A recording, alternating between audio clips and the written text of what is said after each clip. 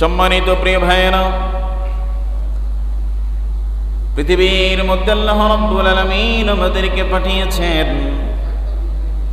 পৃথিবীর জমিনে রব্বুল ইজ্জত ওয়াল জালাল যা আমাদেরকে পাঠিয়েছেন, আল্লাহ তাআলা আমাদেরকে পৃথিবীর জমিনে কিভাবে চলতে হবে সকল ধরনের কার্যক্রম আল্লাহ তাআলা কোরআন এবং সুন্নাহর মাধ্যমে আমাদেরকে জানিয়ে দিয়েছেন। জোরে বলেন সুবহানাল্লাহ। সম্মানিত প্রিয় ভাইয়েরা, জাহান্নামের পরিচয় বলতে গিয়ে বলা হয়েছে জাহান্নাম শব্দের হলো আরবি শব্দ যার অর্থ হলো শাস্তির স্থান। আরবিতে জাহান্নামকে নারুন বলা হয়, যার অর্থ হলো আগুন। পার্সি ভাষায় বলা হয় দোজখ। আরবিতে বলা হয় জাহান্নাম, পার্সি ভাষায় বলা হয় দোজখ। জাহান্নাম শব্দের আবিধানিক অর্থ হলো দুঃখময় স্থান, যেখানে বিন্দু পরিমাণ কোনো ধরনের শাস্তি ছাড়া কোনো আরামের ব্যবস্থা নাই, তার নাম হলো জাহান্নাম। যে জায়গায় বিন্দু পরিমাণ কোনো শান্তির অবস্থান নাই, যে জায়গায় বিন্দু থেকে বিন্দু পরিমাণ কোনো আরামের ব্যবস্থা নাই, তার নাম হলো জাহান্নাম। আল্লাহ তাআলা জাহান্নামের আযাব ও গজব থেকে আমাদের সবাইকে বাঁচিয়ে দেন। জোরে পড়ি আমিন। আর পরিভাষার শেষে বলা হয়েছে বিচার দিবসের দিন যারা অপরাধী বলে সাব্যস্ত হবে। আপনারা কি আমার কথা বুঝেন? বিচার দিন আল্লাহ তাআলা কিয়ামতের দিন তিনি নাযিল করে রেখেছেন। এই কিয়ামতের দিন সর্বশেষ যে বিচার আল্লাহ তাআলা করবেন, সে বিচার কার্য দিবসে যারা অপরাধী বলে আল্লাহ তাআলার কাছে সাব্যস্ত হবেন, তাদেরকে আল্লাহ তাআলা জাহান্নামের মধ্যে ঢুকিয়ে দিবেন। আউযুবিল্লাহ। সম্মানিত প্রিয় ভাইয়েরা, বিচার দিবসকে অনেক মানুষ পৃথিবীর জমিনে অস্বীকার করে। কিসরাবার বিচার দিবস, আমরা মরলেই তো সবকিছু শেষ। না রে বাবা, না না, পৃথিবীর জমিনে থেকে তুমি বান্দা মৃত্যুবরণ করার পরে তোমার আরেকটা জগৎ তোমার জন্য শুরু হয়ে যাবে, ঠিক কি না? এই জন্য সম্মানিত প্রিয় ভাইয়েরা, সেটি হবে ভয়ানক একটি কঠিন জায়গা। বিচার দিবসে যারা কাফির, মুশরিক এবং মুনাফিক এবং পাপী হিসেবে সাব্যস্ত হয়ে যাবে, তাদেরকে আল্লাহ তাআলা এত পরিমাণ আযাব, এত পরিমাণ গজবের মধ্যে দিয়ে দিবেন, যা নাকি একজন বান্দা কখনো বাস্তব জীবনে গ্রহণ করবার বিন্দু পরিমাণ দুঃসাহস মানুষ দেখায় না। সম্মানিত প্রিয় ভাইয়েরা, জাহান্নামে যেভাবে আযাব দেওয়া হবে, এতক্ষণ তো জাহান্নাম সম্পর্কে শুনলেন। জাহান্নাম আরবি শব্দ, এর অর্থ হলো শাস্তি, যে জায়গার মধ্যে অবস্থান বিরাজমান সেটা হলো জাহান্নাম। এবার আসেন জাহান্নামের মধ্যে আল্লাহ তাআলা কিভাবে আপনাকে শাস্তি দিবেন। এক নাম্বার হলো বিষাক্ত দুর্গন্ধময় খাবার। বিষাক্ত দুর্গন্ধময় খাবার। আপনাকে যদি কোনো মানুষ দাওয়াত দেওয়া হয়, দাওয়াত দেওয়ার পরে যদি বিষাক্ত দুর্গন্ধময় খাবার আপনাকে সার্ভ করে, আপনি কি সেটা গ্রহণ করবেন? সবাই বলে। আপনাকে বিবাহের দাওয়াত দেওয়া হলো, বড় সুন্দরভাবে আপনাকে কাঠ দিয়ে দাওয়াত দেওয়া হলো। আপনি যখন মেহমান হিসেবে তার মেজবানের বাড়িতে গেলেন, আপনার বসার জায়গা খুব সুন্দর করে পরিপাটি করে আপনাকে দিল, কিন্তু আপনাকে যখন শরবত দিল, শরবতটা দুর্গন্ধময়, পচা। আপনি বলবেন, ভাইরে, এভাবে আপনি আমাকে বেজ্জতি করলে নাও পারতেন, ঠিক কিনা বলেন? এই জন্য সম্মানিত প্রিয় ভাইয়েরা, আল্লাহ রাব্বুল আলামিন পৃথিবীর জমিনে আপনাকে আমাকে পাঠিয়েছেন। সকল জিনিসের কলা কৌশল, সকল জিনিসের বিধিবিধান আল্লাহ তাআলা পৃথিবীর জমিন আপনাকে দিয়ে দিয়েছেন। আপনি যদি পৃথিবীর জমিনের শান্তির দিকে তাকায়া সকল কষ্টের কথা যদি আপনি ভুলে যান, তাহলে আপনার জন্য জাহান্নাম অপেক্ষা করতেছে। জাহান্নামের মধ্যে আল্লাহ তাআলা যেভাবে আযাব দিবেন, এক নাম্বার হলো বিষাক্ত দুর্গন্ধময় খাবার এবং উত্তপ্ত গরম পানি পরিবেশনের মাধ্যমে। মুসলমান, পৃথিবীর জমিনে কোনো মানুষ আপনাকে দুর্গন্ধময় খাবার দিলে তাকে আপনি ভালোবাসেন না, বলে ওরে ভাই তুমি কেন নষ্ট খাবারটা আমাকে সার্ভ করেছ? সকালের আলুর ভর্তা বিকেল বেলা পর্যন্ত গরমে যদি নষ্ট হয়ে যায়, রাতের বেলা গ্রহণ করা যায় না। পৃথিবীর মুসলমান বন্ধু, ভালো করে বুঝে নাও, পৃথিবীর জমিনে এত সুযোগ আল্লাহ তাআলা আমাদেরকে দিয়েছেন। এ সুযোগ পাওয়ার পরে যদি আমরা সুযোগকে কাজে না লাগাই, কিয়ামতের ময়দানে যখন আমি অপরাধী বলে সাব্যস্ত হয়ে যাবে, যখন আমাকে জাহান্নামের মধ্যে রব্বুল আলামিন ঢুকিয়ে দিবে, ও মুসলমান, তখন আপনাকে দুর্গন্ধময় খাবার সার্ভ করা হবে, খাবার পরিবেশন করা হবে, উত্তপ্ত গরম পানি আপনাকে দেওয়া হবে। এই যে ধানের কাটার সিজন যাচ্ছে, ধান কাটার পরে আপনি দোকানে যে কোল্ড ড্রিঙ্কস গ্রহণ করেন কিনা, মজু, আফি, বিভিন্ন ধরনের ঠান্ডা পানিও আপনি গ্রহণ করেন হৃদয়টারে ঠান্ডা করবার জন্য। আর আল্লাহ তাআলা জাহান্নামের মধ্যে আপনার জন্য উত্তপ্ত গরম পানির ব্যবস্থা করে রেখেছেন। 2 নাম্বার হলো মাথার উপর উত্তপ্ত গরম পানি প্রবাহিত করবে। হাদিস শরীফ প্রমাণ করে এত পরিমাণ উত্তপ্ত গরম পানি আপনার মাথার মধ্যে ঢেলে দেওয়া হবে, মাথা ছিদ্র হয়ে পেটের মধ্যে নাড়ি বুড়ি সব বিগলিত করে আপনার পিছনের রাস্তা দিয়ে বের করে ফেলা হবে। 3 নাম্বার হলো অগ্নি নির্মিত সংকীর্ণ অন্ধকার গৃহে আপনাকে রাখা হবে। ছোট্ট একটি ঘর।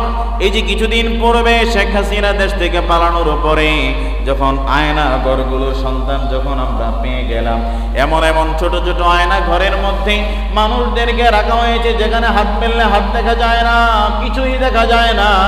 তার চাইতেও সংকীর্ণ ঘরের মধ্যে আপনাকে রেখে দেওয়া হবে। সে ঘরটা সাধারণ কোনো ঘর নয়, সেখানে অগ্নি নির্মিত, অর্থাৎ সেই ঘরের মধ্যে শুধু আগুন আর আগুন। সম্মানিত প্রিয় ভাইয়েরা, 4 নম্বর হলো মুখমণ্ডলে অগ্নিশিখা প্রজ্বলিত করা হবে। অগ্নিশিখা আপনার মুখমণ্ডলের মধ্যে লাগিয়ে দেওয়া হবে।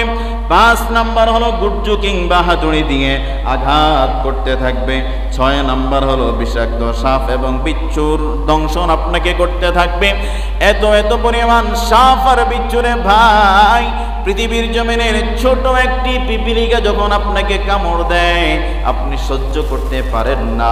আর সেই কবরের মধ্যে আপনি জাহান্নামী হওয়ার পরে আপনার জন্য বিচ্ছুর ব্যবস্থা, আপনার জন্য সাপের ব্যবস্থা রয়েছে। এত পরিমাণ ধ্বংসন করবে, আপনি সেদিন পিসের ক্রিয়া, আপনি মরবেন একবার, আবার জীবিত হবেন আবার, শুধু আযাব আর আযাব।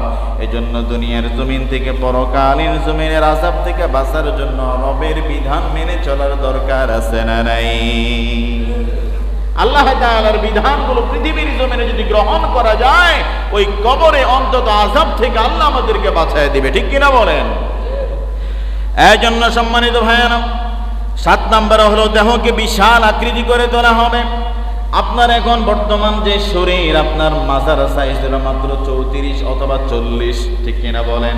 আপনার হাত, এখন হাতের গাবা ধরা যায়, কিন্তু আপনি যখন বিচার কার্য দিবসের পর আপনি জাহান্নামী হয়ে যাবেন, আপনার শরীরকে এত পরিমাণ ফুলায়া দেওয়া হবে যাতে আপনাকে বেশি করে শাস্তি দেওয়া যায় রে বাবা। আপনার আঙ্গুলটা ধরেন, এখন বর্তমান যে সাইজ আছে, হঠাৎ করে যদি আঙ্গুলটা ফুলে যায় আপনার চলাফেরা কষ্ট হবে কি হবে না? কথা কন না কা? আপনার স্বাভাবিক দেহের মধ্যে যদি অস্বাভাবিক কার্যক্রম শুরু হয়, হঠাৎ করে আপনার ডান পাটা ফুলা দিয়ে গেল, আপনি জমিনে পা দিয়ে হাঁটতে পারবেন? ওর কথা বলে না, পারবেন? জমিনে পা রাখবেন, পা টন করে উঠবে। হুজুর পাটা রাখতে পারি না, খুব কষ্ট, একটু দোয়া কইরেন। ও মুসলমান, পৃথিবীর জমিন আজকে বয়ান করে শোনাই, কিয়ামতের ময়দানে তোমার আযাব যখন তোমার জন্য শুরু করা হবে, তোমার শরীরের দেহটাকে আল্লাহ মোটা করে দিবে, এটাও তোমার এক প্রকার জুলুম এবং শাস্তি। কথা কোন ঠিক কি না? এজন্য সম্মানিত প্রিয় ভাইয়েরা, 8 নাম্বার হলো অসহনীয় ঠান্ডা পানি তোমাকে দেওয়া হবে। আজকে আমি আর আপনি যে পরিমাণ ঠান্ডা পানি গ্রহণ করি, মোটামুটি বরফ খাওয়ার মতো সুযোগ কি আমাদের শরীরে আছে? আমরা বরফ খাইতে পারি? কথা বলেন, পারি? না, বরফ খাওয়া যায় না। ডিপ থেকে নামানোর পরে কোনো মানুষ কোনো খাবার নরমাল না হওয়া পর্যন্ত গ্রহণ করতে পারে না, কিন্তু নরমাল ফ্রিজের মধ্যে যখন আমরা পানিও রাখি, এটাও যদি 1 দিন 2 দিন হয়ে যায়, এটা নামানোর পরে আধা ঘন্টা পরে খাওয়া লাগে, এত ঠান্ডা হয়ে যায়, ঠিক কিনা বলেন? আর এখানে বলা হয়েছে অসহনীয় ঠান্ডা পানি আপনাকে দেওয়া হবে জাহান্নামের মধ্যে। 9 নাম্বার হলো আরো কতিপয় অজানা শাস্তি রয়েছেন, সেগুলোর বিষয়ে যিনি জানেন তিনি কে? এই জন্য সম্মানিত প্রিয় ভাইয়েরা, জাহান্নামের সংখ্যা হলো 7টি। বলেন কয়টি? জাহান্নাম কয়টিও? আরে কি জাতের মুসলমান, জাহান্নামের সংখ্যা কয়টা? 7টা। কথা বলে না, কয়টা? 7টা জাহান্নাম। সকল জাহান্নামীকে এক জায়গায় রাখা হবে না। আপনার কি কোয়ালিটি, আপনার কোয়ালিটির উপরে আপনাকে জাহান্নাম দেওয়া হবে। নাউজুবিল্লাহ বলেন। আপনি পরের হক মারছেন, মানুষকে কষ্ট দিয়েছেন, আপনার জন্য আলাদা জাহান্নাম। আপনি নামাজ পড়েন, আল্লাহর ইবাদত লঙ্ঘন করেছেন, বিধান লঙ্ঘন করেছেন, আপনার জন্য আলাদা জাহান্নাম। সেই 7টি জাহান্নাম সম্পর্কে আলাদা একদিন একটা চ্যাপ্টার আলোচনা করব। আজকে ভিন্ন একটি আলোচনা আপনাদেরকে শোনাই এই জাহান্নাম সম্পর্কে। রব্বুল আলামিন জানিয়ে দিয়েছে কোরআনুল কারীমের 39 নম্বর সূরা, সূরা জুমারা এর 71 নম্বর আয়াত আল্লাহ তাআলা জানিয়ে দিয়েছেন, وسيق الذين كفروا إلى جهنم زمرا حتى إذا جاءوها فتحت أبوابها وقال لهم خزنتها ألم يأتكم رسل منكم جربنا الله أكبر। সম্মানিত প্রিয় ভাইয়েরা, রব্বুল আলামিন জানিয়ে দিয়েছে কোরআনুল কারীমের 39 নম্বর সূরা, সূরা জুমারা এর 71 নম্বর আয়াত আল্লাহ তাআলা জানিয়ে দিয়েছেন, ও পৃথিবীর বিশ্বাসীরা, পৃথিবীর জমিনে আমি রবকে যদি বিশ্বাস করো তাহলে ভালো করে বুঝে নাও। আল্লাহ রাব্বুল আলামিন বলেন, আর কাফেরদেরকে জাহান্নামের দিকে হাঁকিয়ে হাঁকিয়ে নেওয়া হবে। বলেন কি করে নেওয়া হবে? হাঁকিয়ে হাঁকিয়ে। আপনারা কি কথা বুঝেন না? তো উত্তর দেন, কিভাবে নেওয়া হবে? হাঁকিয়ে হাঁকিয়ে নেওয়া হবে। একটু সহজ করে বলি, গ্রামের বাড়িতে যখন আমরা বিভিন্ন গাছ কাটি, গাছটা যখন কোনো ডোবায় পড়ে যায়, স্বাভাবিকভাবে গাছটাকে উপরে তোলা যায় না, ঠিক কিনা বলেন? কথা কন না কা? বদলে লইছে 5 জন, গাছ উড়াইতে লাগে 20 জন। কথা কন না? তখন কি করে, দোকানে যখন যতগুলো মানুষ চা খাইতে বসছে, বলে গাছের মধ্যে কাশি লাগা, মোটা দড়ি লাগা, মোটা দড়ি লাগাইয়া হেসকারে টান দেওয়ার জন্য। কারণ আমরা তো 5 জনে পারতাম না, চা খাইতে এসে মানুষ নিয়ে ডাকতে, তখন সবাই বলে ভাই আসেন তো গাছটা উঠে দিয়ে যান। কথা কন ঠিক কি? সম্মানিত প্রিয় ভাইয়েরা, হাঁকিয়ে হাঁকিয়ে নেওয়া হবে আপনাকে জাহান্নামের মধ্যে। পৃথিবীর জমিনে একটি গাছ যখন ডোবায় পড়ে যায়, একা কোনো মানুষের দ্বারা উঠানো সম্ভব হয় না রে বাবা। তো আপনিও যখন জাহান্নামী হয়ে যাবেন, আপনি কি স্ব ইচ্ছায় জাহান্নামের মধ্যে যেতে চাইবেন? একটু জোরে বলেন। এই জায়গাটার মধ্যে এখন ধরে আগুন জ্বালায়া দিলাম, আপনাকে বলা হলো ভাই এই জায়গাটা অতিক্রম করে আপনি ওই পাশে যাবেন, 5000 টাকা দেওয়া হবে, সময় লাগবে মাত্র 5 সেকেন্ড। আপনি রাজি হবেন?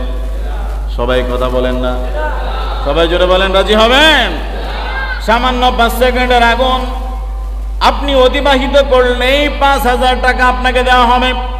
আপনি বড় সচেতন, আপনি বলবেন হুজুর আমার কি পাগল পাইছেন, আমি আগুনের মধ্যে দিয়ে যাবো, আপনি আমারে 5000 টাকা দিবেন। টাকা দরকার, তবে এইভাবে টাকা কামানোর আমার কোনো দরকার নাই, শরীর পড়া যাইব।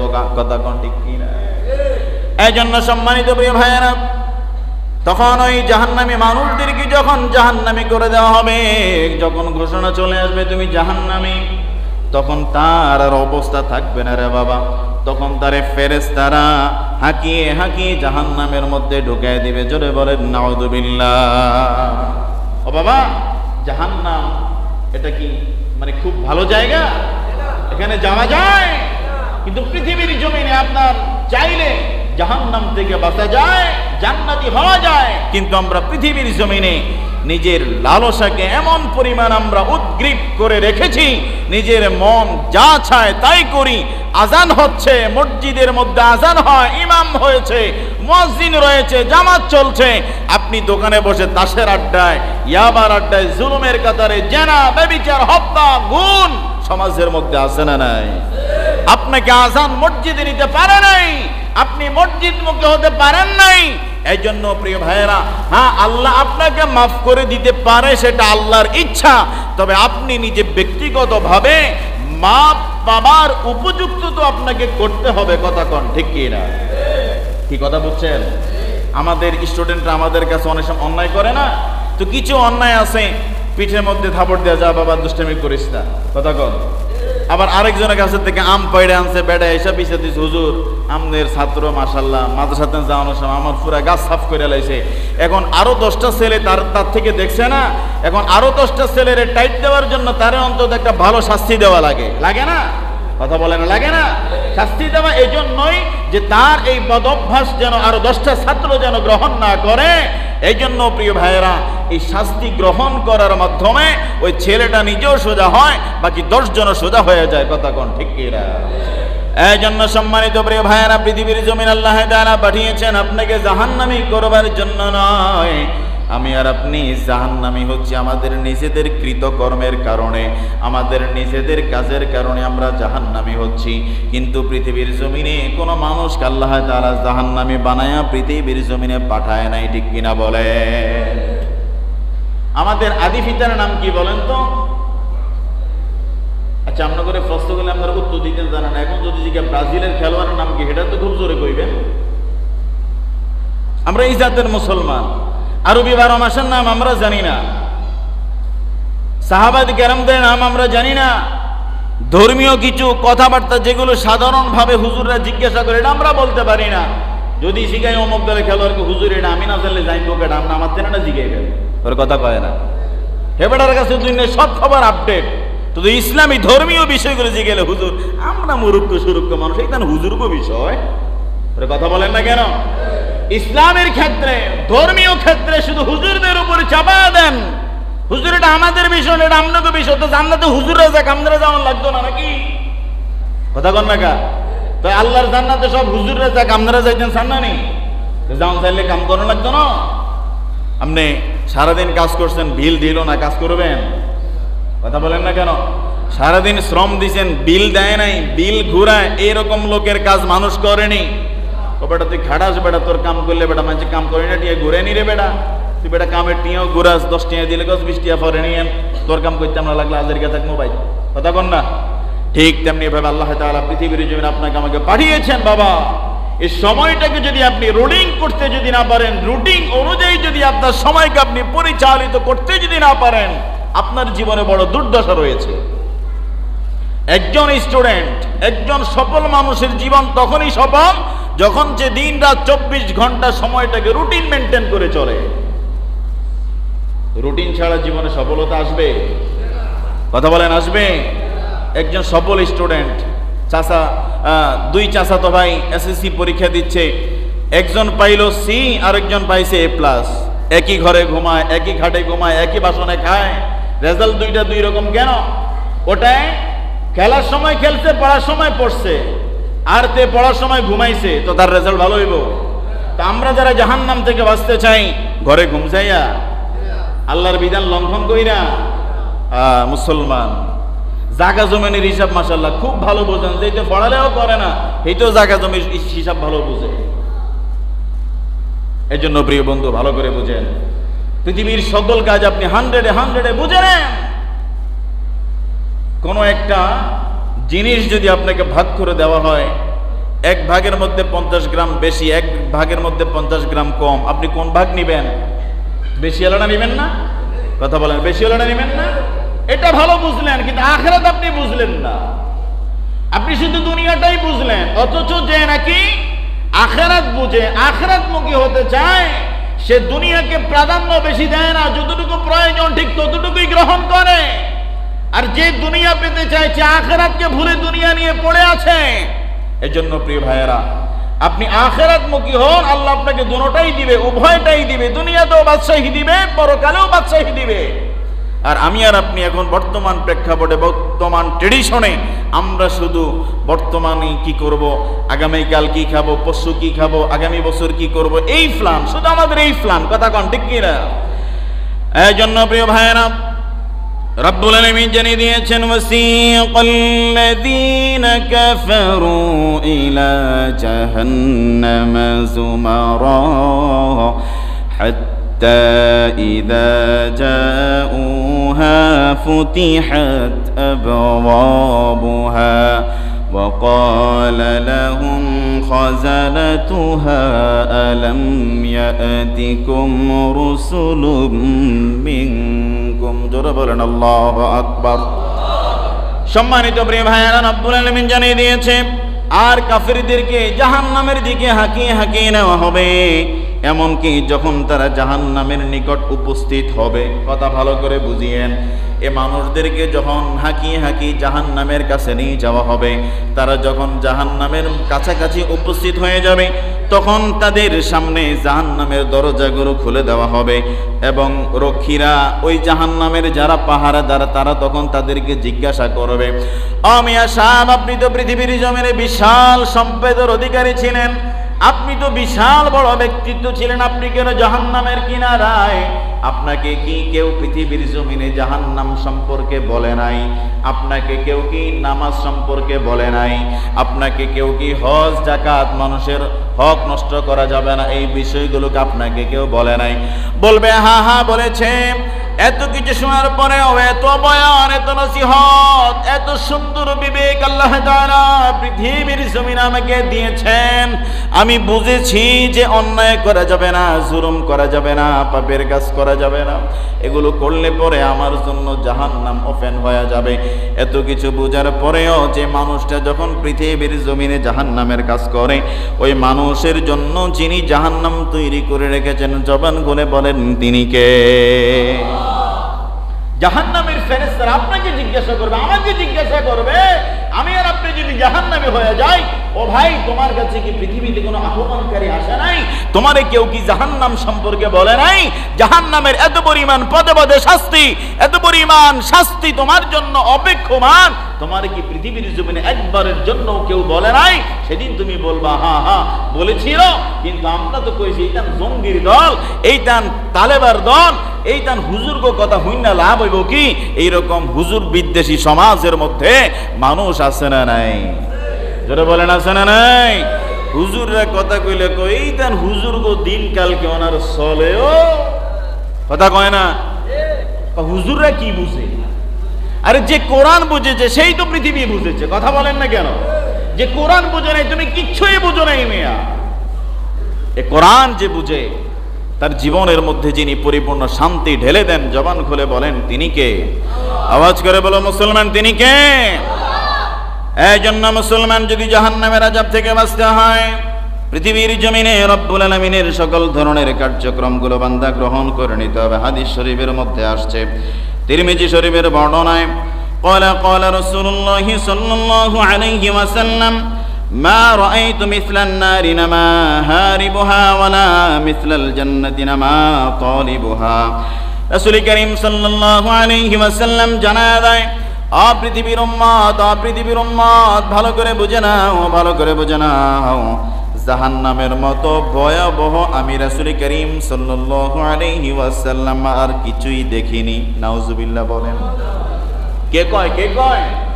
নবীজি বলতেছে জাহান্নামের মতো ভয়াবহ জিনিস আমার চোখে আমি আর কখনো দেখি নাই। তার মানে নবী দেখা বলতেছে। কথা বলেন না কেন? তার মানে নবীজি দেখে বলতেছে। অন্যান্য নবীরা, অন্যান্য আম্বিয়া কেরামরা দেখে নাই, আল্লাহ বলছে সেটা শুনে শুনে বলছে।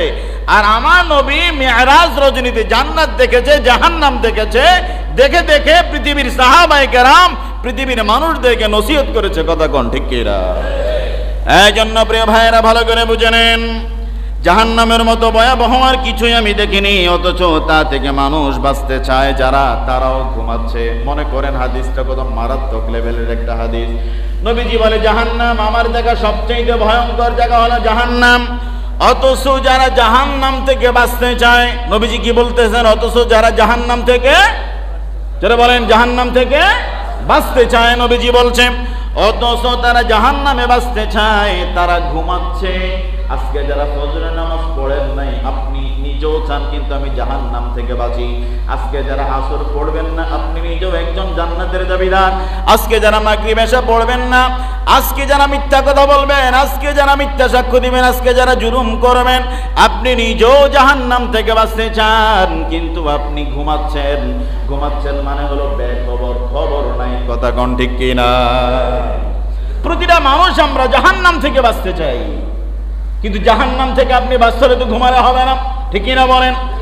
পরবর্তী অংশ আল্লাহ নবী জানায় দিলেন জাহান্নামের মতো জান্নাতের মতো আরামদায়ক জায়গা, আগে বলছে জাহান্নামের মতো কষ্টদায়ক জায়গা আমি আর আগে দেখি নাই। এবার হাদিসের শেষের অংশে বলতেছে প্রিয় নবীজি, এবার আসেন প্রিয় ভাইয়ারা, জান্নাতের মতো আরামদায়ক আর আমি কিছু দেখিনি, অথচ যারা জান্নাত পেতে চায় তারাও ঘুমায়।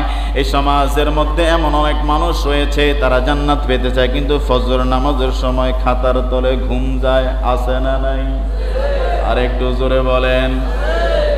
জান্নাত পেতে চায় মুমিন, জান্নাত পেতে চাও, কিন্তু জান্নাতের পথে যদি না হাঁটো রে ভাই, জান্নাত তোমার মামার বাড়ির আবদার নয় যে তুমি তোমার মামার কাছে চাওয়ার কারণে তুমি জান্নাত পেয়ে যাবা। এই জন্য যারা জাহান্নাম থেকে বাঁচতে চায়, হাদিস বলে তারাও ঘুমায়, জান্নাত যারা পেতে চায় তারাও ঘুমায়। এবার বলেন তো দেখি, ঘুমায়া কি জান্নাত এবং জাহান্নাম থেকে বাঁচা যাবে? আপনি ঘুমায়া কি জান্নাত পাবেন?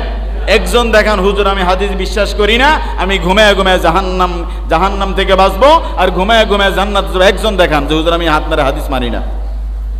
সবাই হাদিসটা মানছেন তো? হাত ওঠেন নাই তার মানে মানছেন, সবাই মানছেন না? এখন ঘুমায় কি জান্নাতে যাওয়া যাবে? ঘুমায় কি জাহান্নাম থেকে বাঁচা যাবে? তাহলে ফজরের সময় কি ঘুম যাব না মসজিদে আসবো? কথা বলে না, কই যাবেন? আমাকে দেশে তো মসজিদে আহ্বান করা হয়, হাইয়া আলাস সালাহ, হাইয়া আলাল ফালাহ, কল্যাণের দিকে নাজাতের পথে আসো। আর ওই বছরে 12 মাসে 13 পূজা, তারা তো আমাদেরকে ডাকে না, তাদের বংশের তাদের গোত্রের মানুষও সেই পূজা করতে যায় না, মণ্ডপে যায় না। মুসলমানের সন্তান ছাড়া দুর্গা পূজা জমে না, ঠিক কিনা বলেন? এই জন্য প্রিয় ভাইয়েরা, যেখানে আপনাকে ডাকে নাই সেখানে আপনি যাচ্ছেন, মুশরিক হয়ে যাচ্ছেন।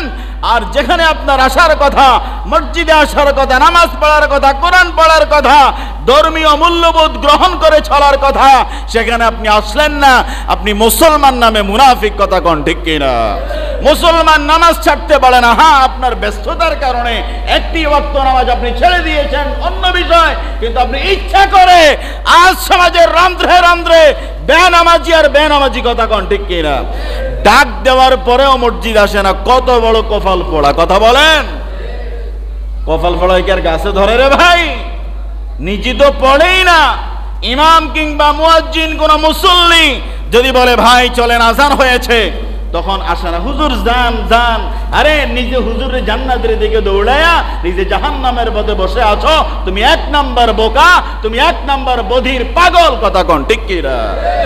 তুমি নামাজ পড়লা না, তুমি কিসের উপর ছুরি চালাইলা মুসলমান চিন্তা করলা না একবার? তাহলে আজকে থেকে মসজিদে মুসল্লি বাড়বে না কমবে? আর জোরে বলে না, বাড়বে না কমবে? কারা কারা মসজিদে আসতেন না তুলে দেখান। আপনারা আইতেন না, চিন্তা করছেন অবস্থা কি ওয়াজ করলাম এতক্ষণ,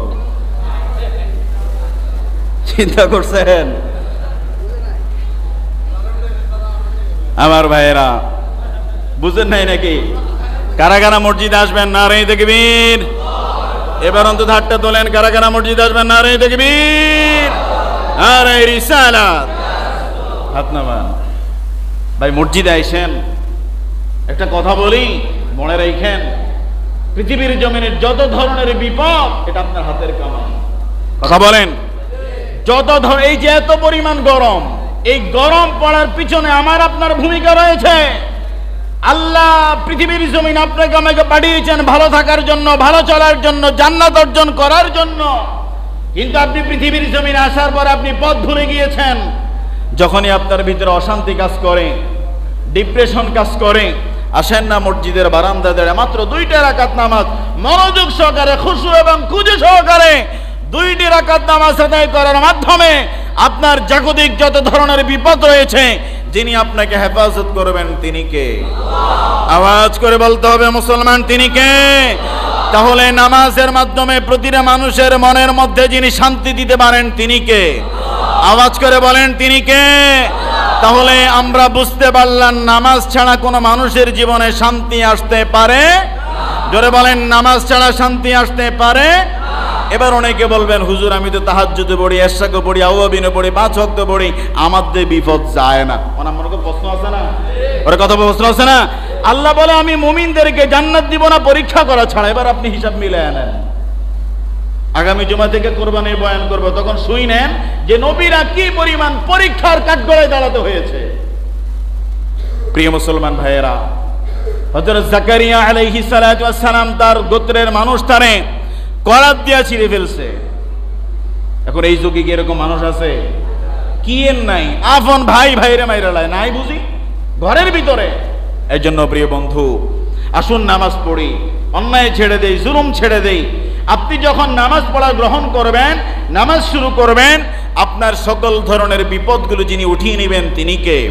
তবে হ্যাঁ, আপনি যদি পরিপূর্ণ মুমিন হয়ে থাকেন, আল্লাহ তাআলা বিভিন্ন বিপদ দিয়া, বিভিন্ন মুসিবত দিয়া আপনার ঈমানকে টেস্ট করবে, পরীক্ষা করবে।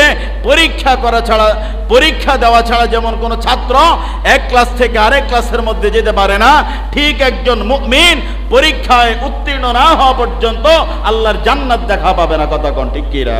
এই জন্য যুগে যুগে ওলামায়ে হযরত জীবন দিয়েছে, ফাঁসির কাষ্ঠে ঝুলেছে, কোনো অন্যায় করে নাই, কোনো জুলুম করে নাই। মানুষ বলেছে সে জিনা করেছে, মানুষ বলেছে মানুষ তোহমত দেওয়ার কারণে একজন আলেমের গলায় ফাঁসি ঝুলেছে, তাকে বলা হয়েছে রাষ্ট্রপক্ষের কাছে ক্ষমা চাও, ক্ষমা চায় নাই, ওই রবের কাছে বলে রব্বুল ইজ্জতুল জালালি আমাকে পরিপূর্ণ জান্নাতের রাস্তা দেখাবে। কথা কোন ঠিক কিরা? পৃথিবীর মানুষ জাহান্নামে, পৃথিবীর মানুষ ফাঁসির রশি দেখে, আর যে নাকি পাপ করা ছাড়া, অন্যায় ছাড়া ফাঁসির কাছে ঝুলতে যায়, সে সাধারণ দড়ি দেখে না, ওই দড়ির ফাঁক দিয়ে আল্লাহর জান্নাত দেখা মিলে। কথা কোন ঠিক কিরা? এই জন্য প্রিয় মুসলমান ভাইয়েরা, জাহান্নাম থেকে বাঁচার জন্য আমাদেরকে আল্লাহ তাআলা যেই নিয়ম নীতিগুলো দিয়েছেন, এর বাহিরে চলা যাবে? জোরে বলেন, এর বাহিরে চলা যাবে?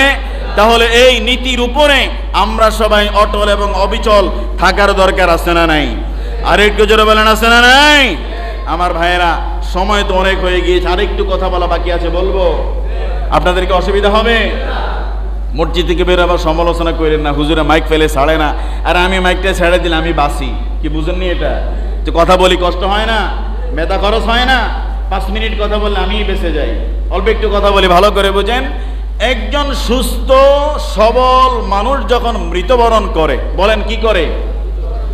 একজন সুস্থ সবল মানুষ যখন মৃত্যুবরণ করে, মৃত্যুর পরে মানুষের শরীরের 90 দিনের মধ্যে যে ধরনের পরিবর্তন আসে, একবার বলি বন্ধু, যদি বিবেক থাকে, আকল থাকে, ভালো করে বুঝে নিয়েন, 6 দিনের মাথায় ওই মানুষটার নখগুলো খসে পড়বে। কয় দিনের মাথায়? 6 দিনের মাথায় মানুষের নখগুলো খসে পড়বে। 9 দিনের মাথায় আপনার ও যুবক, আজকে যারা হেয়ার স্টাইল করা ছাড়া তোমাদের জীবন চলে না, ওই পাশ্চাত্যের কালচারে তুমি চুল কাটো, তোমার এই চুলগুলো তুমি মরে যাওয়ার পরে 9 দিনের মাথায় তোমার মাথা থেকে পা পর্যন্ত সমস্ত লোমকূপগুলো ঝরে পড়ে যাবে। 17 দিনের মাথায় তোমার পেট ফেটে যাবে, এটা পোকার খাদ্য হয়ে যাবে। মুসলমান, বিজ্ঞানের যুগ, ইউটিউবে চার্জ করো, ক্রোম ব্রাউজারে চার্জ করো, যে একজন মানুষ মৃত্যুবরণ করলে তার শরীরের কি পরিমাণ পরিবর্তন ঘটে যায়, তোমাকে ভিডিও আকারে তোমার সামনে দিবে রে ভাই। একবারের জন্য কি বুঝো না রে মন? পৃথিবীর জমিনে রব্বুল আলামিন তোমাকে পাঠিয়েছে। এমনও মানুষ তো পৃথিবীর জমিনে মারা যাওয়ার 10 বছর পরে, নদী ভাঙ্গনের পরে যখন কাপনের কাপড় দেখা যায়, ওই কাপনের কাপড়ে 1 কিঞ্চিত পরিমাণও নষ্ট হয় না। কাপনের কাপড় খোলার পরে দেখে মসজিদের ইমামকে যেইভাবে দুনিয়াতে দেখছে, তার চাইতে এখন বর্তমানে তার চেহারা বেশি সুন্দর। তাহলে আল্লাহর বিধান মানার কারণ, একজন আলেম হোক, রিক্সা ড্রাইভার হোক, যেই হোক, রবের বিধান গ্রহণ করার পরে মাটি তার স্পর্শ করে না। 17 দিনে তোমার পেট ফেটে যাবে, পোকামাকড়ের খাদ্য হবে। 60 দিনের মধ্যে তোমার শরীরে কোনো গোশত থাকবে না, তোমার শরীর কঙ্কাল হয়ে যাবে। 90 দিনের মধ্যে তোমার শরীরের সমস্ত হাড়গুলো আলাদা আলাদা হয়ে যাবে।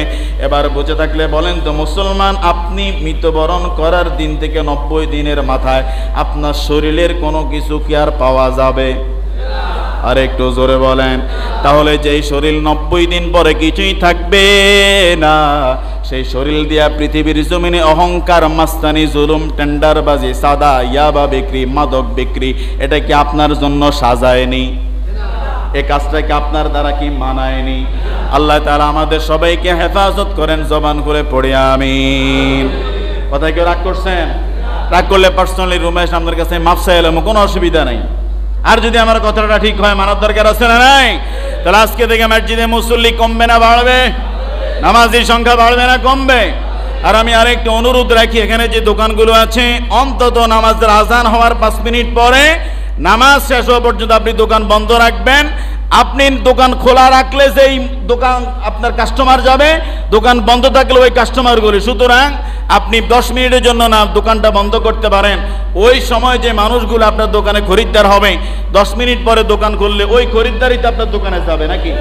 কথা বলেন। তাহলে আপনি যদি দোকান বন্ধ করে যদি অন্তত এটা বলতে পারেন যে আল্লাহ আমি দোকান বন্ধ করে দিয়েছি, তোমার বান্দারা নামাজ পড়ে নাই, তা আমার কিছু নাই, কিন্তু তুমি দোকান খোলার কারণে কোনো মানুষ যদি নামাজ ছেড়ে দেয়, অবশ্যই তুমি দোকানদার আল্লাহর কাঠগড়ায় দাঁড়ায় জবাবদিহি তার কাঠগড়ায় তোমাকে দাঁড়াতে হবে।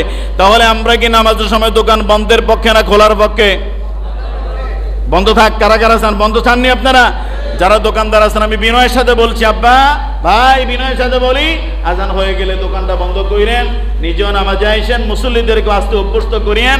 আপনার অবস্থান পরিবর্তনের মাধ্যমে আল্লাহ আপনার দোকানে রিজিকের ভরপুর করে দিবে, আপনার জীবনকে তিনি সৌন্দর্য মণ্ডিত করে দিবে। তাহলে আমাদের মসজিদের আঙ্গিনায় নামাজের আজান হলে দোকানগুলো আজকে থেকে বন্ধ থাকবে ইনশাআল্লাহ। বন্ধ থাকবে তো ইনশাআল্লাহ? বন্ধ থাকবে তো ইনশাআল্লাহ? আল্লাহ সবাইকে কবুল করেন, পড়ে আমিন। আরেকটু জোরে পড়ে আমিন।